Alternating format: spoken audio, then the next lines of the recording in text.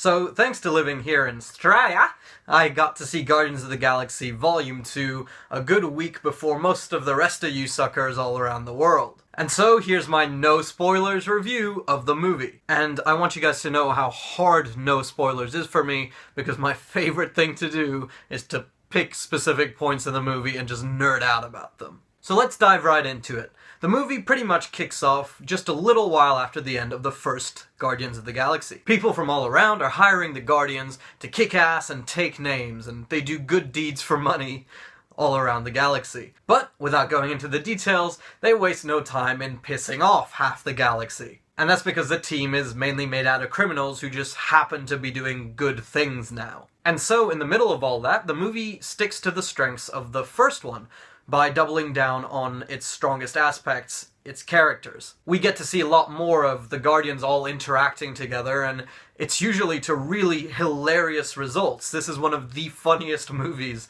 Marvel has ever put out. The movie also explores all their backstories in a lot more depth, and how those pasts are the reason they all came together as a family. And that kind of reminded me of some other big blockbuster franchise about a bunch of criminals who grow together and become a family of superheroes. But I can't quite place it. Anyway, Chris Pratt as Star-Lord is as charismatic as ever, and his story really is the emotional core of the whole movie. Gamora is still a badass, Rocket is still a lovable douchebag, and Drax really steals the show with his comedy this time around. Almost everything he said got a huge laugh out of the theater, and they did a really good job of balancing it out so there wasn't too much of him. He never really got to the point where he was annoying. Yondu's role is also expanded in this movie, and we also get the addition of Mantis. And no spoilers, so all I can say is she's a really fun addition to the team. And now we get to Baby Groot.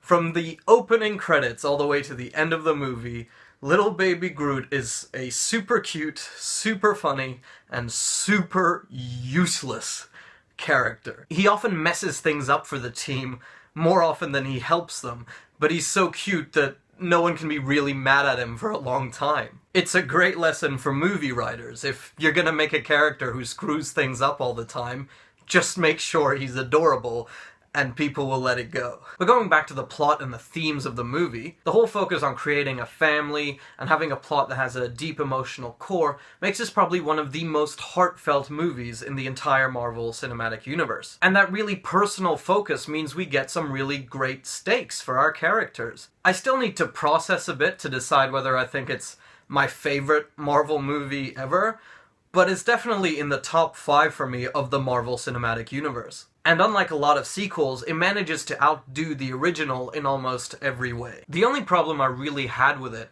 is that every emotional scene or epic moment is eventually interrupted by either a joke or a visual gag. And so I think the comedy sometimes very much interfered with the kind of more emotionally earnest tone of the movie. But all in all, it's a really fun film, and you should definitely go out and see it.